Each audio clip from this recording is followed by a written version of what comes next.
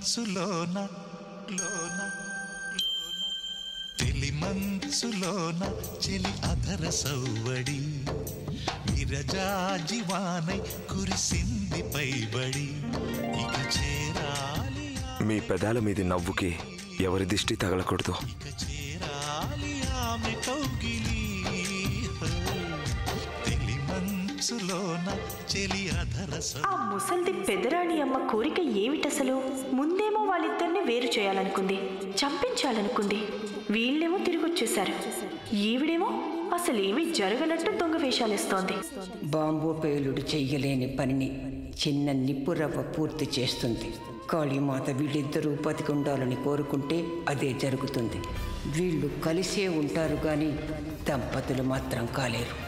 నేను వీరి జీవితంలో ఎలా నిప్పులు కురిపిస్తానంటే వీళ్ళకి కలిసి 2 అడుగులు నడవడం కూడా దుర్భరమవుతుంది. మరణ హోమం జరగబోతోందని పెదరాణి అమ్మ అన్నారు. మరిక్కడంతా దీపాలు వెలుగుతున్నాయి మహారాజా. అంటే అర్థం పెదరాణి అమ్మ అనుకున్నది చేయలేకపోయారని.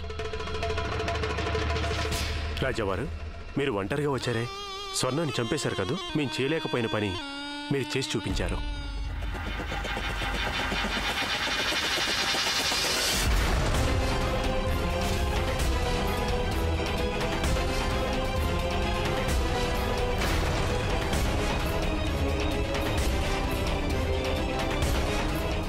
ఇదేంటి, మీరు వీరిని కూడా తీసుకొచ్చారు?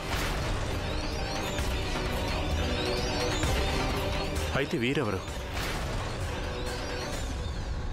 సేవకుడు రాకుమారికి అన్ని సేవలు చేస్తాడు. రాకుమారికి ఏడీసీగా ఉంటారు.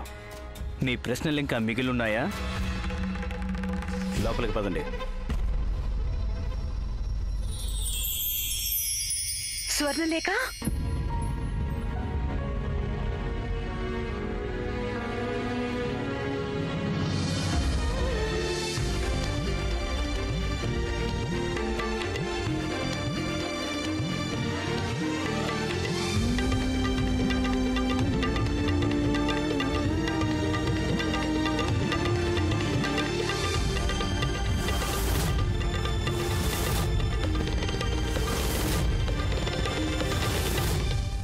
కోకిల తన స్నేహితురాలతో మన కోడలు స్వర్ణలేఖ నోరు విప్పుతుందేమో. మహారాజా, మన స్వర్ణని ఇప్పుడే తీసుకురాకుండా ఉండాల్సింది. తను వచ్చేసరికి గాయత్రి చనిపోయి ఉంటుందనుకున్నాం. కానీ ఈమె గారికి ఆయుష్ బాగా ఎక్కువ అనుకుంటాను. మీరు నాతో చెప్పకుండా పుట్టింటికి ఎందుకు వెళ్ళిపోయారు? ఇక్కడ నేను ఎన్నెన్ని పాటలు పడ్డానో మీకు తెలుసా? స్వర్ణ, నా జీవితం ఎంతగా మారిపోయిందో తెలుసా? రాణి సులక్షణ మళ్ళీ తిరిగొచ్చారు. అప్పుడు నేను రాణా గారు బాగా గొడవపడ్డాం. స్వర్ణ, మీరు తిరిగి వస్తున్నట్టు కబురేం లేదే?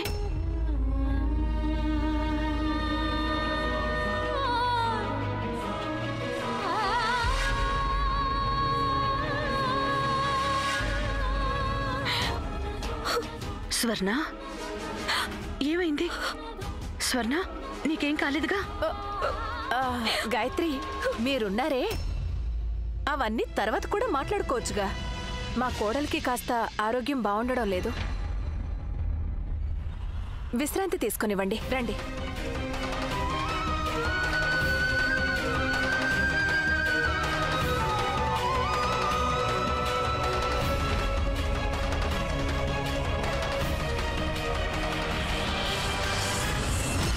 ఆట మొదలైంది ఇప్పుడే కదా గాయత్రి.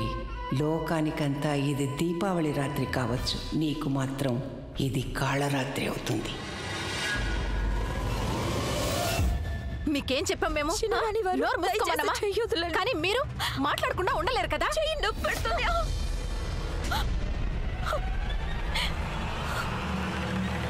మీరేమనుకుంటున్నారు అసలు? మీరు జీవితాంతం మమ్మల్ని ఈ గదిలో బంధించి ఉంచాలనుకుంటున్నారా? అయినా మేమేమి చెయ్యమని అనుకుంటున్నారా? ఇప్పటి వరకు జరిగిందంతా మేము రానా అన్నగారికి మొత్తం అంతా చెప్పేస్తున్నాం. అయినా అసలు మీరు ఎలా అనుకున్నారు మీరు పెట్టిన నీచమైన షరతులన్నిటికీ మేము ఒప్పుకుంటామని? మీతో అబద్ధం చెప్పాము.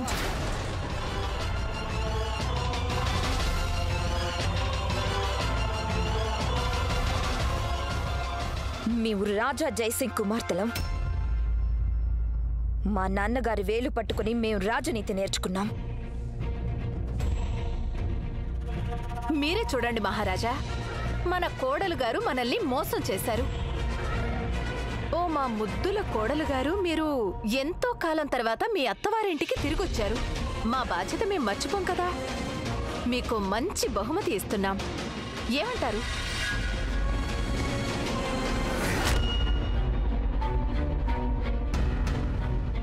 చూడండి, ఇది మీకోసమే.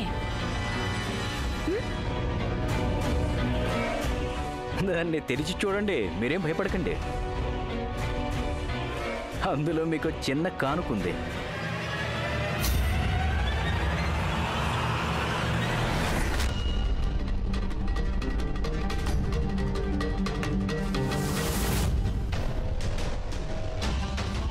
ఏమిటిది? మీరు ఆ వేలుని గుర్తుపట్టలేదా? దాన్ని పట్టుకునే కదా మీరు రాజనీతి నేర్చుకున్నానన్నారు. మేము రాజా జయసింగ్ కుమార్తెలం. మా నాన్నగారి వేలు పట్టుకుని మేము రాజనీతి నేర్చుకున్నాం.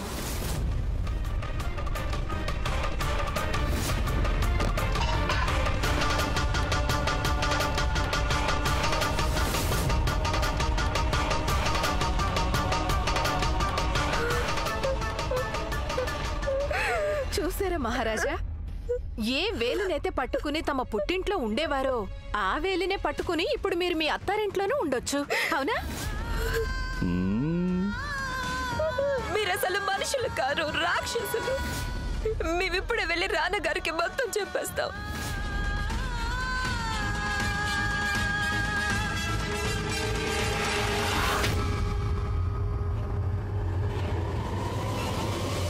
వారిని వెళ్ళని. చిన్న ఈవిడ గారు వెళ్ళారంటే కొంపలు అంటుకుంటాయి. మరి నీకే చెప్తున్నదే, వారిని వెళ్ళని. కానీ మీరు వెళ్ళారంటే ఈసారి మీకు మీ నాన్నగారి తల బహుమతిగా ఇస్తాం. అయినా మీకు బాగా తెలుసు, మీకోసం మేము ఆ కానుకని ఖచ్చితంగా తెచ్చివ్వగలం. చూడండి రాకుమారి, మీ పుట్టిల్లు ఒక శ్మశానంగా మారకూడదని మీరు అనుకుంటే మీరు మా షరతులు ఒప్పుకోవాలి. మా మాట వింటారుగా రాకుమారి? ఒప్పుకుంటారు కదా?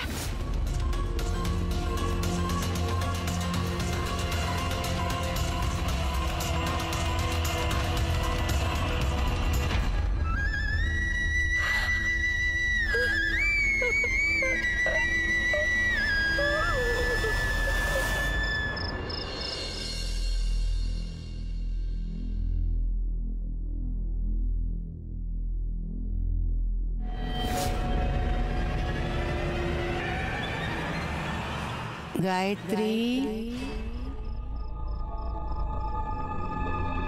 గాయత్రి,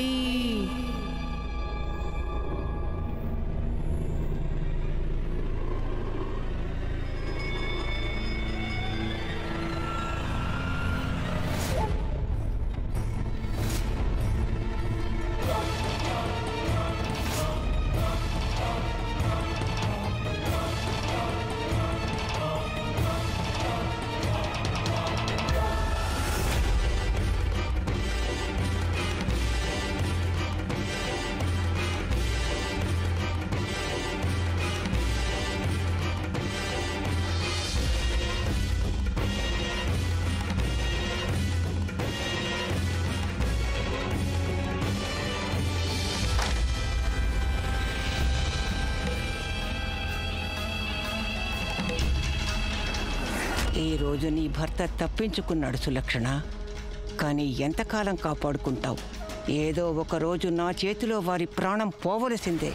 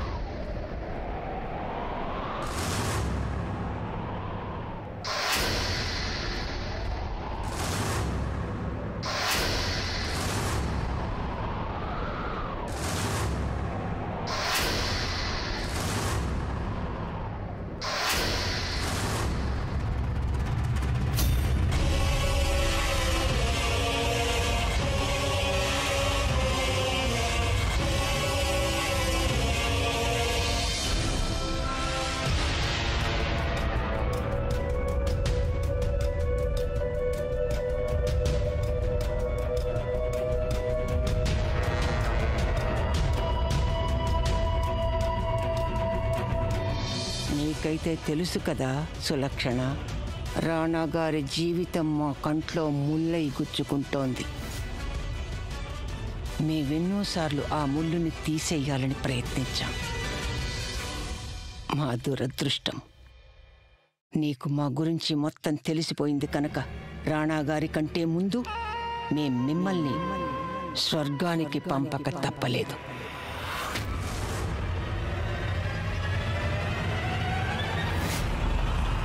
కానీ మమ్మల్ని మరోలా అనుకోకు.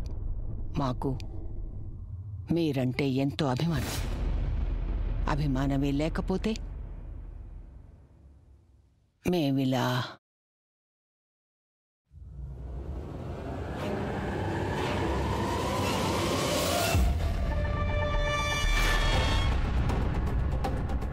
మీ ఆనవాలుగా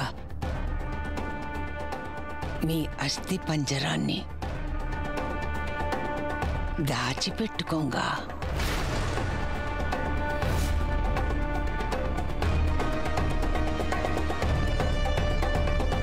అయితే రాణి సులక్షణ చనిపోయిందా? మరి ఇక్కడున్న సులక్షణ ఎవరై ఉంటారు?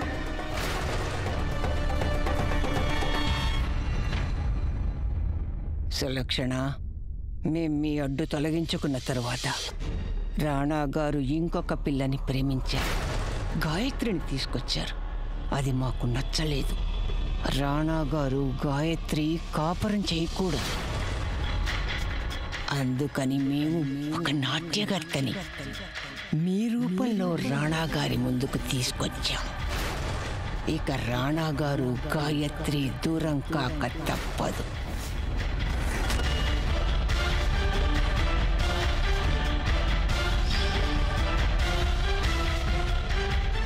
ఏమైంది అసలు? చెప్తున్నది మీకే. వెళ్ళండి ఇక్కడి నుంచి. మాకు ఏ కాదు కావాలి.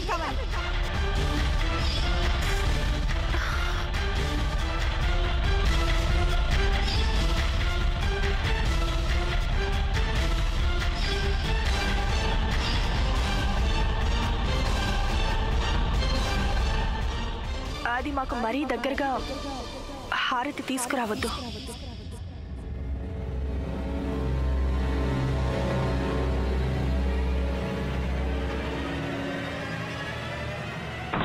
మరి అంత తొందరపడకు గాయత్రి.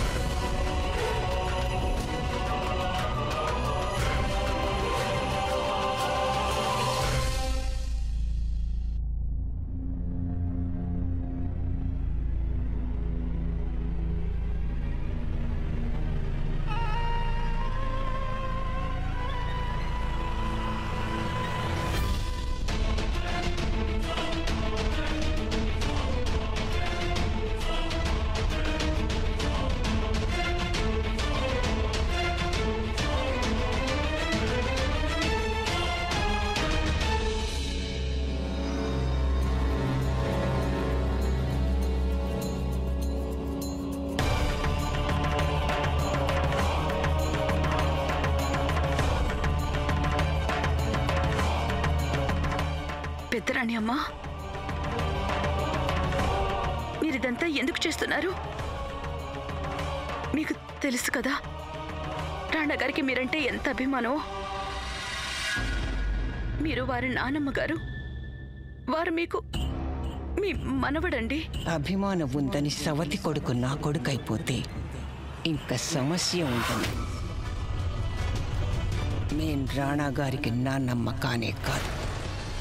రాణా గారి నాయనమ్మ గారు పట్టపురాణి, పెద్దరాణి గారు మా స్థానం ఏమిటి, రెండవ భార్య. చిన్నరాణి ఎప్పుడూ మాకీ మహల్లో గౌరవాభిమానాలు దక్కలేదు. కానీ మాకు దక్కని ఆ గౌరవ మర్యాదలు అది మా పుత్రుడు కుమార్ చంద్రవదన్ సింగ్కి, వారి వంశానికి లభించాలి. మేం రాణా గారిని చంపవలసింది. మేం రాణా గారిని సర్వనాశనం చేసేస్తాం. వారి వినాశనానికి ఆరంభం నీతోనే జరుగుతుంది. ఏంటి మీరు చేస్తున్న పని? దీన్ని పనేయండి. వదలండి, వదలండి.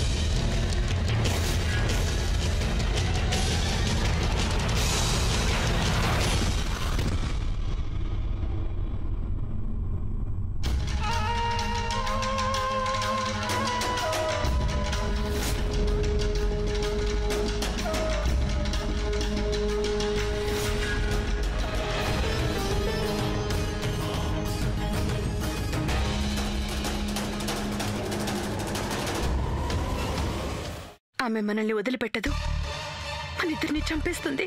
ఏమైంది గాయత్రి? రాణగారు, వాళ్ళు మనల్ని వదిలిపెట్టరు. వాళ్ళు మన ఇద్దరిని చంపేస్తారు. వాళ్ళు చంపేస్తారు మన ఇద్దరిని. ఎవరు చంపుతారు మనల్ని?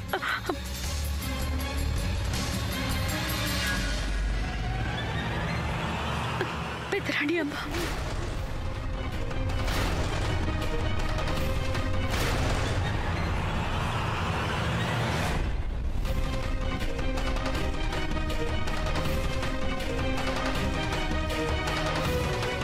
రాణగారు, ఆ రోజు కార్లో బాంబు పెట్టింది పెద్దరాణి గారే.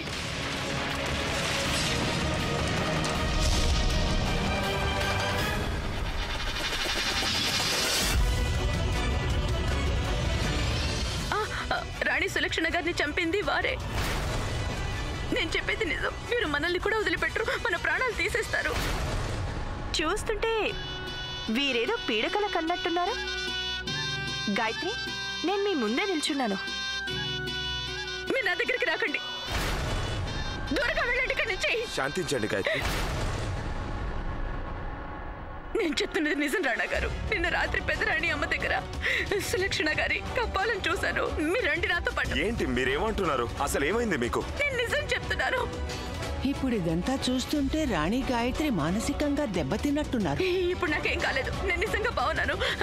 నల్ల ముసుగావిడ, ఆ నల్ల ముసుగావిడ వేరెవరో కాదు, ఆవిడ పెద్దరాణి అమ్మగారే. మీరు పదండి నాతో పాటు. మీకు రాణి సులక్షణ గారి కప్పాలను చూపిస్తాను. రండి మీరు నాతో పాటు. రండి ఇటు రండి. ఇదిగోండి రణగారు, నేను నిజం చెప్తున్నాను. పెద్దరాణి అమ్మ ఇక్కడ నించున్నారు, నేను అక్కడ నించున్నాను. ఆ కప్పాలం వెనుకుంది. నిజం చెప్తున్నాను రణగారు. మా ఇద్దరి మధ్య గొడవ కూడా జరిగింది. వారు నన్ను అడ్డుకోవడానికి ప్రయత్నించారు. ఖచ్చితంగా వారే. గాయత్రి ఆపండి. ఏంటి మీరు మాట్లాడుతుంది? మీరేదో పీడకల చూసి అదే నిజం అనుకుంటున్నారు. పీడకలేం రాలేదు. ఇప్పుడు నేను చెప్తుందంతా పూర్తిగా నిజం.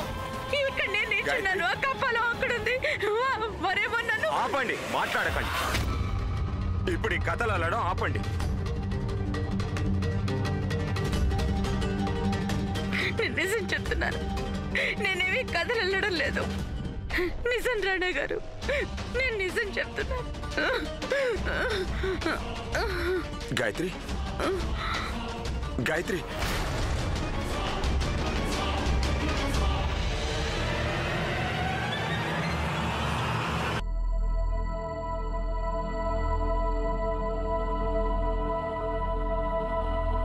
బాంబ్ బ్లాస్ట్ వల్ల వీరికి మానసిక ఒత్తిడి పెరిగింది. ఆ కారణంగా వీరికి ఇలా కలలు వస్తున్నట్టున్నాయి. అలాంటి స్థితిలో రోగి తను ఊహించుకున్నవన్నీ నిజాలని భ్రమపడతారు. వారు నిజమని చెప్తున్నవన్నీ అసలు అక్కడ ఉండనే ఉండవు. మరి కాసేపటి క్రితం వారు మామూలుగానే ఉన్నారే. పెద్ద యాక్సిడెంట్ జరిగితే ఎక్కువగా ఇలా జరిగే అవకాశం ఉంది. యుద్ధంలో సిపాయిలకి తరచూ ఇలా జరుగుతుంది.